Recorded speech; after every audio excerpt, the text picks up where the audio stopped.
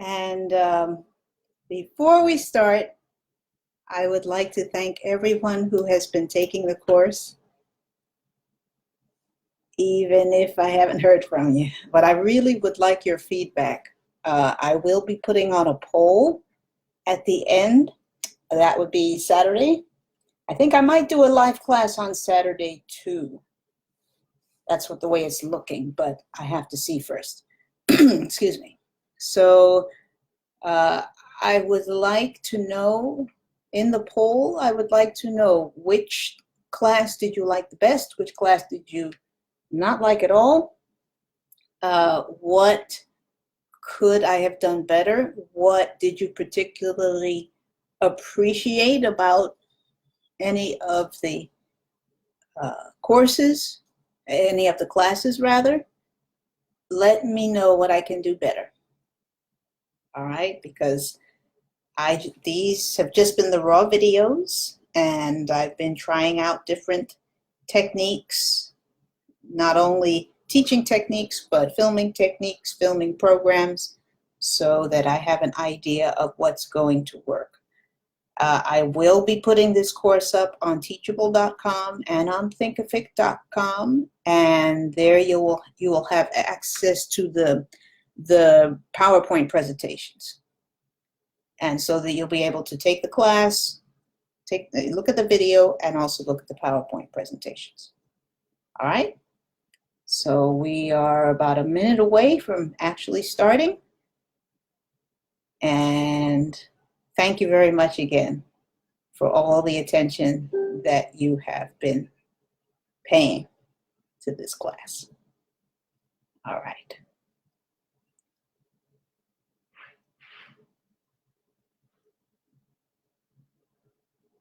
Okay, just let me know what's going on.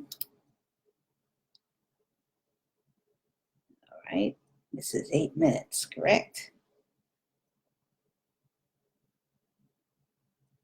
All right, 30 seconds. Yes.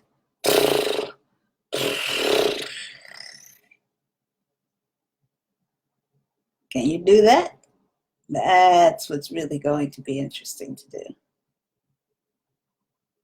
All right, here we go. 5, 4, 3, 2, 1. Let's try that again. 5, 4, 3, 2, 1. Buenas tardes, people, and welcome to the 15th class in the first Spanish Every Other Day course, the alphabet. And yes, we are now on that dreaded letter doble R. But full disclosure, while I was doing research on various techniques for learning how to roll the double R's, I came across some very interesting opinions about whether or not it even matters. So the question is, does it matter? My opinion is, yes, it does matter. Why? Because of what I've been preaching through this entire class. The purpose, in my opinion, of having better pronunciation is to make it easier for your Spanish listeners to listen to you, and that will encourage communication between both of you, and that's why you learned the language in the first place. Now, you can speak Spanish without them, of course, as you may have already been doing, as you may have been doing for years. And yes, your listeners will understand what you're saying, and because they know the words that have R and R. So they'll substitute, when you don't say them, they'll substitute the letters in their own mind. However, if you roll your R's, then you will be making it easier for them to listen to you. And if you do that, you're giving them a favorable first impression, or second, or third, or fourth impression as regards your Spanish. And since first impressions are important, the fact that you can roll your R's, or that you're working on rolling your R's, and you admit to them, oh, I'm trying to say the R, it's so hard, but I keep trying. That says to your listener that you care. You care to take the time to learn how to roll your R's just as they do. And that will engender their respect. It adds a subtle layer of acceptance in the relationship between both of you. And in the long run, that builds a stronger bridge of friendship between you. Now, that's my opinion. And that's what I've seen over the years. So let's get to it. Ready? Say to yourself, my tongue will flap today. I will make it flap today. All right? So this is it. Perhaps the single hardest letter for us native speakers, native English speakers, is to pronounce the doble R. Sure, we have problems with the V and the V and the D and the T, but rolling our R's is a whole nother can of beans.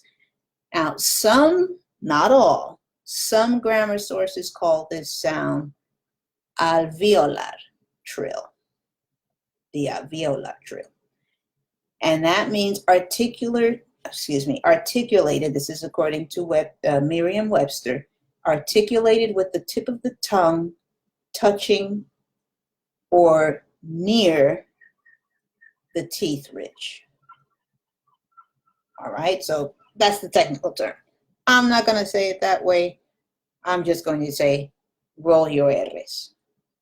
All right. There are various techniques for training our mouth and tongue and gums and teeth and our brains to pronounce this letter. So let's try a few. All right. The first one is, can you purr like a cat? Can you go brrr? If you can, you've got the doble R, and you don't need to take the rest of this class except when you get to the tongue twister. But let's say you have problems with that.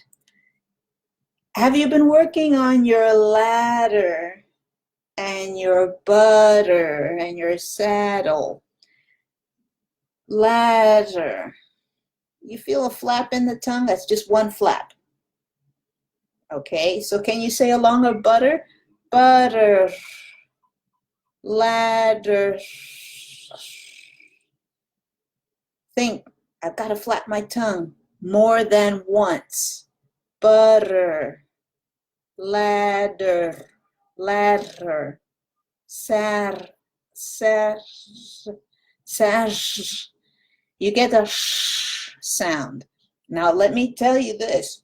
That z sound, that sarsel, it's very similar to the doble R that is used, for instance, in the Ecuadorian Andes. And when we get to the tongue twister, I will show you both ways. There's a kind of easier way of rolling your R's that's acceptable, at least in the Ecuadorian Andes. And if you've heard it somewhere else, please let me know. I would love to know that this is the way it's said in other places, but I know it's said in the Ecuadorian Andes. But we'll get to that when we get to the tongue twister. Let's try these three words again and see if we can get that tongue to flap twice, 3 times. Let's try. Ladder, ladder.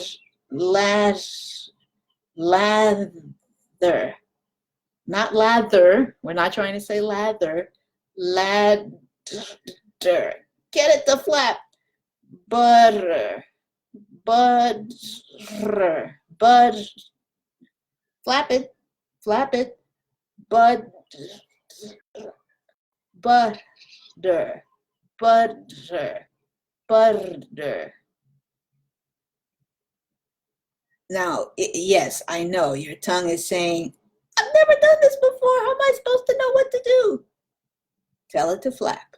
Tell it to flap. It's not going to come out right yet, but it has to think, I can flap. All right? So we're trying just to get the tongue to think flap. All right? Saddle, saddle, saddle, saddle, saddle, saddle. You want it to flap. Brrr, brrr. Now, yes, I can roll them. Trying to get your tongue to think flap, flap, flap. Did that one work for you? Okay, if that one didn't work, let's try another one. Well, Julie says I can't do any of that. Well, says I, let's try this third technique. If you can't purr like a cat and your brrr isn't coming out, can you pretend to be cold? In other words, flap your lips as if you're cold. Can you do that? Now, I'm not saying that's an R, but that's going to get us into R. Go. Can you do that? You don't have to say, just flap your lips, okay? You're flapping your lips. If you can flap your lips, your tongue's not too far away. It's hooked up somewhere else, but it's not too far away. So how can we get our tongue to flap like we're flapping our lips? As you're saying, put your tongue on the roof of your mouth as you're going. All right, so that means you have to think loose tongue, not stiff tongue. Now the airflow, the first time you try that, you're going to get, it's going to just mess up. The airflow is going to be blocked by your tongue and it's going to freeze. So you're going to get, and it's going to freeze. But what you need to do is take in enough air to keep the air flowing as you're thinking, flap, tongue of mine, flap. All right, let's try that again. Let's take it in. Let's do it again. You're going brrr. Put the tongue near the roof, up against the roof of your mouth and think flap. I'm serious. Think flap. And it's going to sound like a purring of a cat. So again.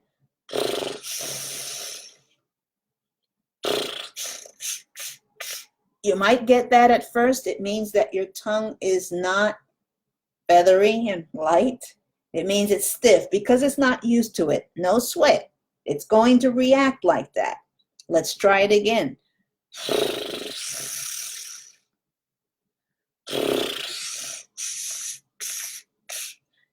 If you're going to feel a little bit of tension here and a little tension in your tongue. You're trying to relax your tongue so that you can let it flap as the air goes through.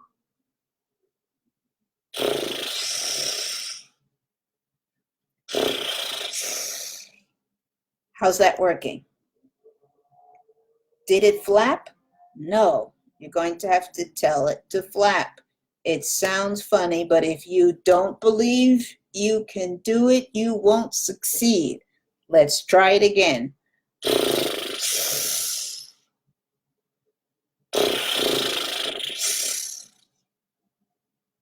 I wish I had some kind of x-ray thing so you could see what was going on. But the key is light and feathery tongue that flaps. Just as it flapped with ladder, not ladder. That's very hard. That's a very hard sound. We want a light sound. Ladder, ladder, brrr. Now, there I didn't have enough air and it stopped flapping. My tongue stopped flapping. And so the purring went away.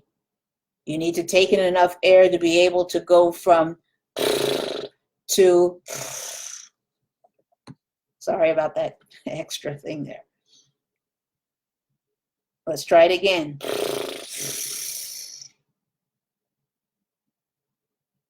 Yes, 5-minute session with that. Now, as I mentioned in the previous lesson for R,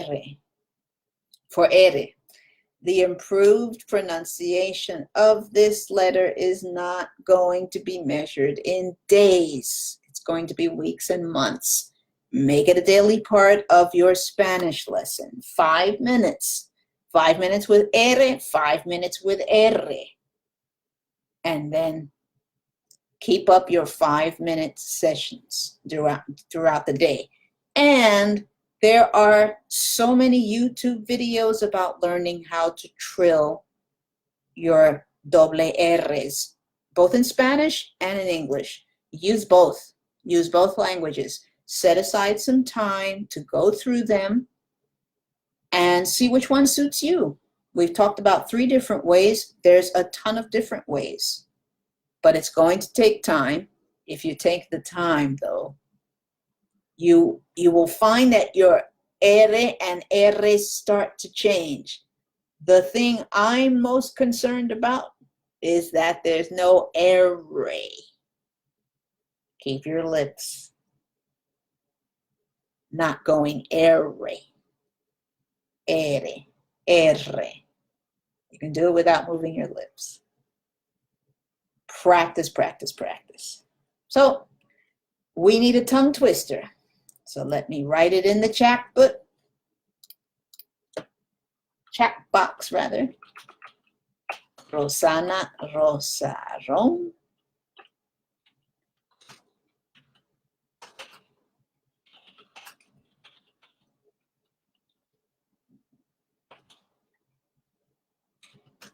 Oops.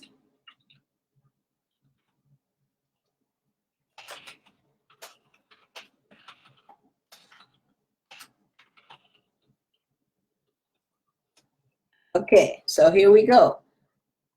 By the way, you will find that the single letter R sounds like doble R when it begins a word. All right, the beginning of a sentence and the beginning of words, such as, and this is the tongue twister, Rosana, Rosa. Do you hear me saying sh instead of r?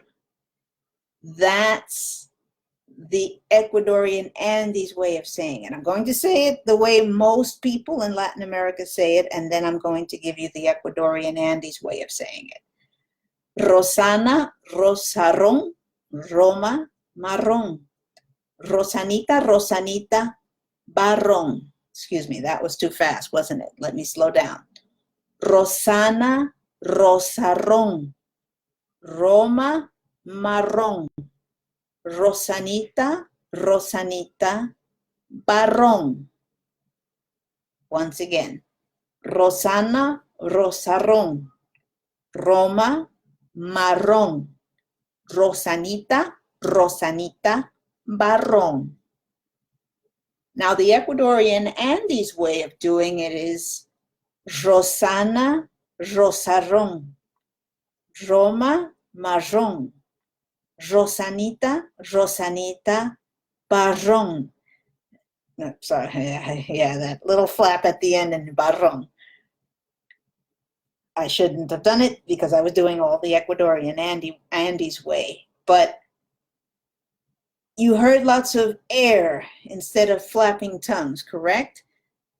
That is the way I've heard it in the Ecuadorian Andes. You don't hear r so much. It's a sh. It's as if their tongue's not flapping. And so in Ecuador, if you're anywhere in Ecuador and you hear Rosana instead of Rosana, you're thinking, oh, that person grew up in the Ecuadorian Andes and not on the coast or in Galapagos or in the jungle. So yes, that's an alternative. If you don't want to roll your R's, your R's rather, go to the Ecuadorian Andes. So let's try that again, but with the R. All right, so we have Rosana, rosarón, Roma, marrón. Rosanita, rosanita, barrón. I'll try it a little slower. Rosana, rosarrón, Roma, marrón, Rosanita, Rosanita, barrón. And I'll just give you the Ecuadorian Andes way once. Rosana, rosarrón, Roma, marrón, Rosanita, Rosanita, barrón. So in the Ecuadorian Andes, that's an acceptable way of saying the doble R. Now you can say doble R too, and that's fine.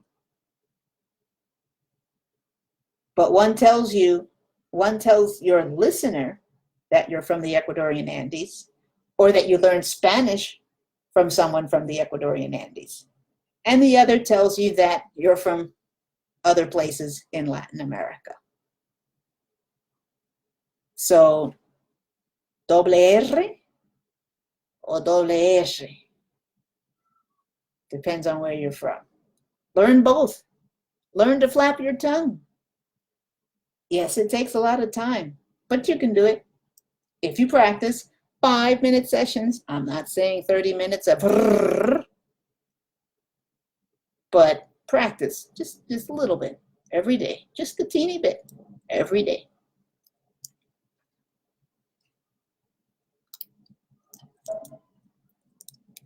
So, are we finished yet?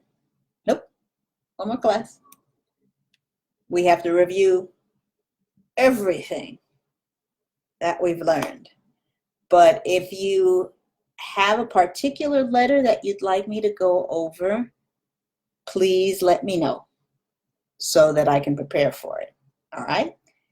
Yep, we're going to try to hit all those tongue twisters that we've been doing all this time. All right, so one more lesson on Saturday, 6 o'clock Eastern Standard Time, 6 p.m. Eastern Standard Time. Hasta la última.